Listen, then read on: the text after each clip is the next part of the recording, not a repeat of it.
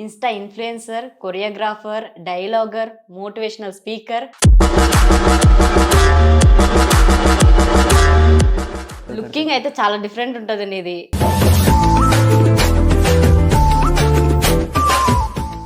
నువ్వు తిడుతావు, మోటివేషన్ చేస్తావు, ప్రతి ఒక్కటి. నీ లైఫ్లో బ్రోకెన్ ఏమైనా ఉందా? బ్రోకెన్ అయితే ఒకటి ఉంది.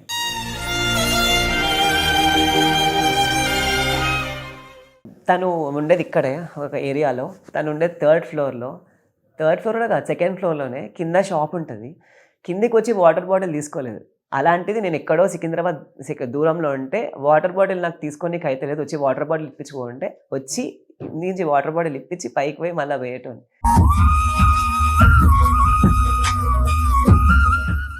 బ్రోకెన్ అవ్వడానికి రీజన్ ఏంటి? సడన్గా కాల్ చేసి నువ్వు నాకు వద్దు, నేను వెళ్ళిపోతున్నా అని చెప్పింది. ఎందుకు అంటే రీజన్ లేదు, నాకు సెట్ కాదు అని చెప్పి వెళ్ళిపోయింది. ఎక్కువగా ఇన్స్టాగ్రామ్లలో నీ రీల్స్కి కామెంట్స్ చేస్తుంటారు. ఎలా అంటే నువ్వు గర్ల్లా కాటిగా పెట్టుకుంటావు. నన్ను చాలా రకంగా తిడతారు. అమ్మాయి వారా, ఆ కుల్లంకుల్లో చెప్తాను, అబద్ధమైంది. అమ్మాయి వారా, చేతు గాజులు వేసుకో, ఇట్లా చెక్క అని లెక్క ఏందవన్నీ.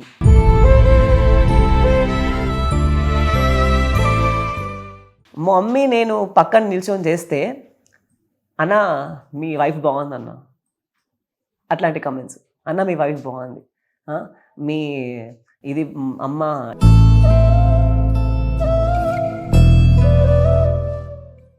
తను మీ మీద నైఫ్ తీసుకొని, కత్తులు తీసుకొని వెళ్ళిండు అని అన్నాడు. ఇప్పటికొం చాలా బాగుండేది, సడన్గా అట్లా చేసిండు. ఎందుకు చేసిండో అర్థం కాదు. అది ఏమైందా అని మేము ఒకటే ఏడుపు, వాళ్ళ డాడీ మేము. నేను ఇంత ఘోరంగా చేసినా అని చాలా ఏడ్చేది, చాలా కష్టపడ్డాం ఈయన తోటైతే. మరి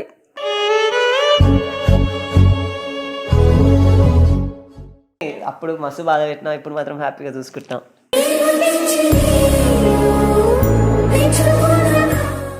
హలో ఎవరైనా, వెల్కమ్ టు మనం టీవీ. మనతో నా గెస్ట్ ఎవరనంటే Insta influencer, choreographer, dialoguer, motivational speaker, ఇలా ఎన్నో ఉన్నాయి. సో పేరు వచ్చేసి క్రాంతి అన్నమాట.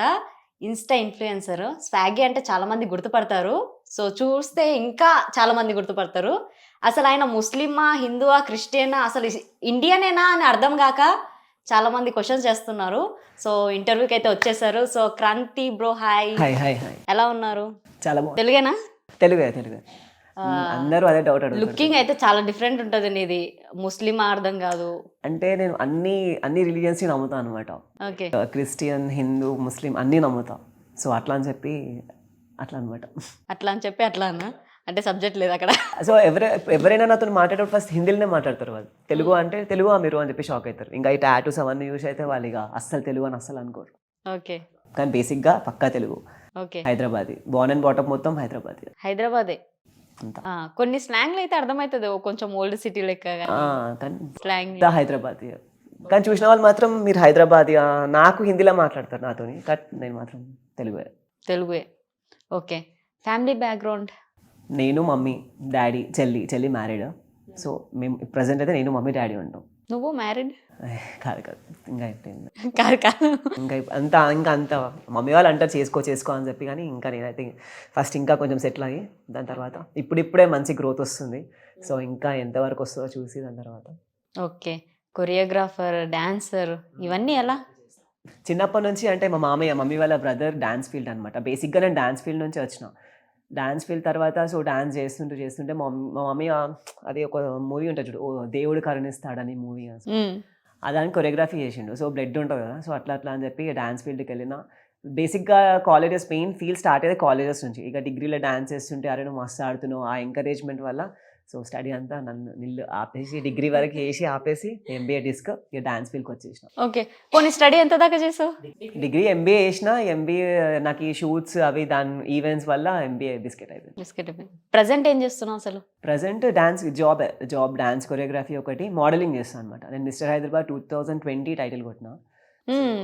మోడలింగ్ చేస్తా. నెక్స్ట్ డాన్స్ ఫీల్డ్, ఇక వీడియోస్ అవి ఇవి చేస్తుంటాం అన్నమాట. ఓకే. నువ్వు మోడలింగ్ చేసినావు కాబట్టి నీకు ఒక క్వశ్చన్. ఇన్స్టాగ్రామ్ తెరిస్తే మోడల్ కాదు. సో బేసిక్గా చెప్తున్నా కదా, మోడల్ అంటారా బాబు, అది ఆ మోడలింగ్ కాదు.